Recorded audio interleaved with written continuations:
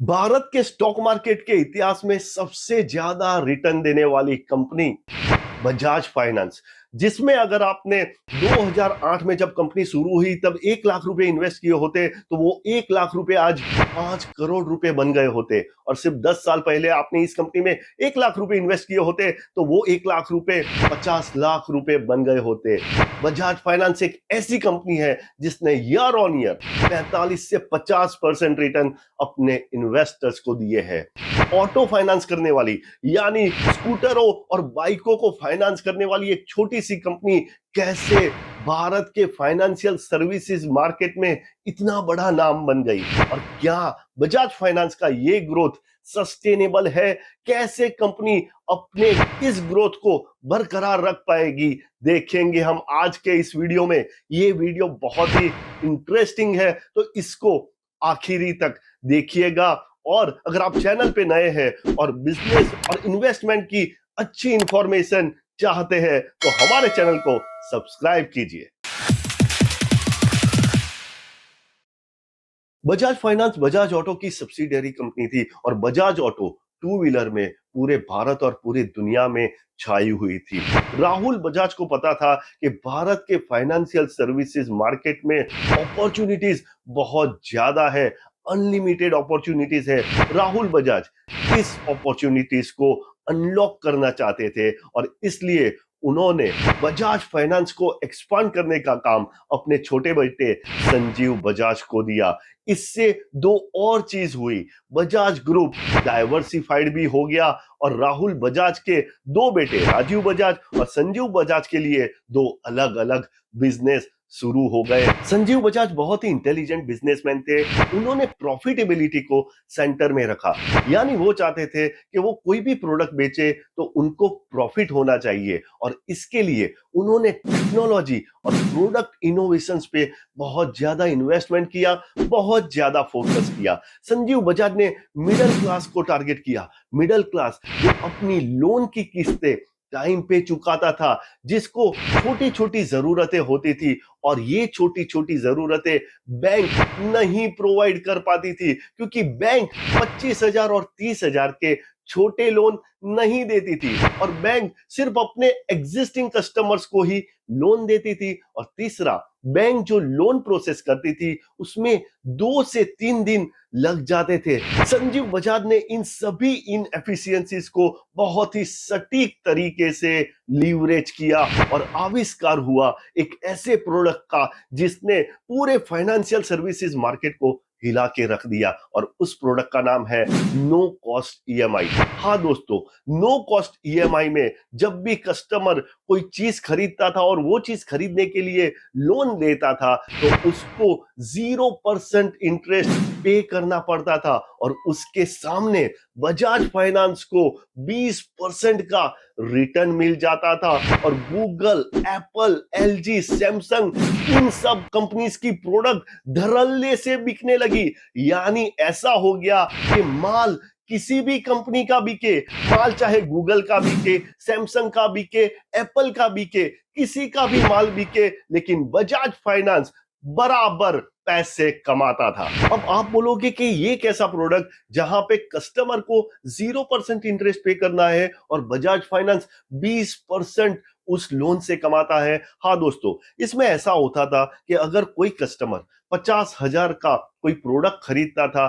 तो कस्टमर को 0% इंटरेस्ट देना है, और 6 महीने में 8,333 रुपए के हिसाब से उस कस्टमर को 50,000 रुपए बजाज फाइनेंस को पे करने थे। लेकिन बजाज फाइनेंस जिस कंपनी का माल बिका था, यानी गूगल या एप्पल से 5% डिस्काउंट लेते थे और वो कंपनी को 47,500 रुपीज पे करते थे। दूसरा, बजाज फाइनेंस ज्यादातर कस्टमर से कोई प्रोसेसिंग फी नहीं लेते थे, लेकिन कुछ कस्टमर से प्रोसेसिंग फी बहुत नॉमिनल लेते थे। अगर उनकी एवरेज प्रोसेसिंग फी 80 पैसा भी पकड़े तो वो 50,000 के प्रोडक्ट पे एवरेज 400 रुपया का प्रोसेसिंग फी लेते थे। अगर इस ट्रांजैक्शन को आप फाइनेंशियल कैलकुलेटर से कैलकुलेट करोगे तो बजाज फाइनेंस को इस ट्रांजैक्शन पे 20% से ज्यादा रिटर्न मिलते थे। और इस तरह के माइंड ब्लोइंग प्रोडक्ट्स और प्रोडक्ट इनोवेशन से बजाज फाइनेंस ने पूरे के पूरे फाइनेंशियल सर्विसेज मार्केट को हिला के रख दिया है।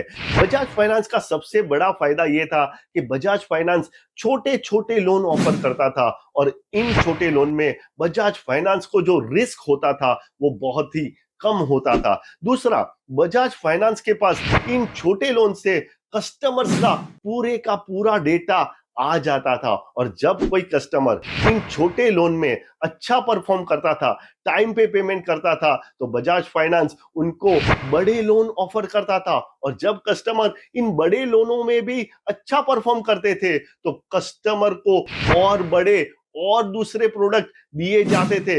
इस तरह से बजाज फाइनेंस का कस्टमर बेस बहुत ही बढ़ने लगा। आज जब हम बात कर रहे हैं तब बजाज फाइनेंस के पास टोटल 7 करोड़ कस्टमर्स है। लेकिन ये तभी पॉसिबल हो पाया जब बजाज फाइनेंस ने प्रोडक्ट इनोवेशंस और टेक्नोलॉजी में बहुत ज्यादा इन्वेस्ट किया। आर्टिफिशियल इंटेलिजेंस की मदद से कस्टमर बिहेवियर को ट्रैक करना कंपनियों ने अभी अभी शुरू किया, लेकिन बजाज फाइनेंस ने कस्टमर बिहेवियर को सॉफ्टवेयर के जरिए ट्रैक करके उनको राइट प्रोडक्ट ऑफर करने का काम आज से 15 साल पहले शुरू कर दिया था। जहां पे दूसरे बैंक और दूसरी कंपनियां कस्टमर्स को प्री अप्रूव्ड लोन लेने के लिए बार बार फोन किया करते थे, वहां पे बजाज फाइनेंस ने ईएमआई कार्ड के जरिए कस्टमर के प्री अप्रूव्ड लोन को उनके हाथ में दे दिया। यानी उस कार्ड को स्वैप करके कस्टमर अपने प्री अप्रूव्ड लोन को कभी भी डिसबर्स कर सकता था। मोबाइल एप्लीकेशन के जरिए लोन देने वाली भी बजाज फाइनेंस शायद पहली कंपनी थी। आज बजाज फाइनेंस के मोबाइल एप्लीकेशन के टोटल 80 लाख यूजर्स है, जहां पे दूसरे बैंक और दूसरी कंपनियां लोन प्रोसेस करने में 2 से 3 दिन लेती थी, वहां पे बजाज फाइनेंस सिर्फ आधे घंटे के अंदर कस्टमर का लोन डिसबर्स कर देती थी। टेक्नोलॉजी और प्रोडक्ट इनोवेशन की वजह से और दो चीज हुई है। एक तो कंपनी के जो लोन है उस पे डिफॉल्ट का रेट बहुत ही कम है और जो कलेक्शन कॉस्ट है वो भी बहुत कम हो गया है, क्योंकि इन छोटे लोन में अगर 200-500 रुपए से भी कलेक्शन कॉस्ट बढ़ जाता है तो कंपनी की प्रॉफिटेबिलिटी कम हो जाती है।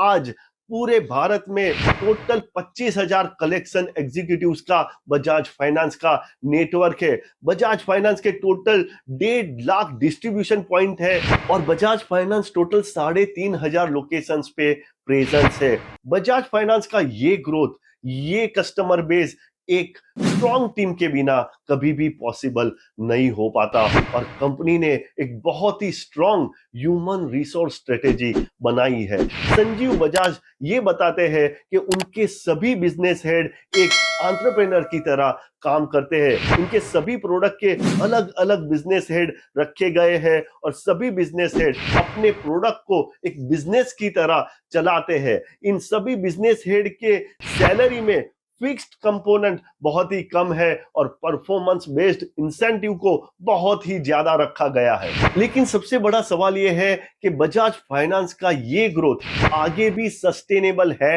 या नहीं है। आप किसी भी बिजनेस एनालिस्ट से पूछ लीजिए और उसका जवाब यही होगा कि बजाज फाइनेंस का ये ग्रोथ बढ़ सकता है लेकिन कम नहीं हो सकता और उसके 3 से 4 रीजन है।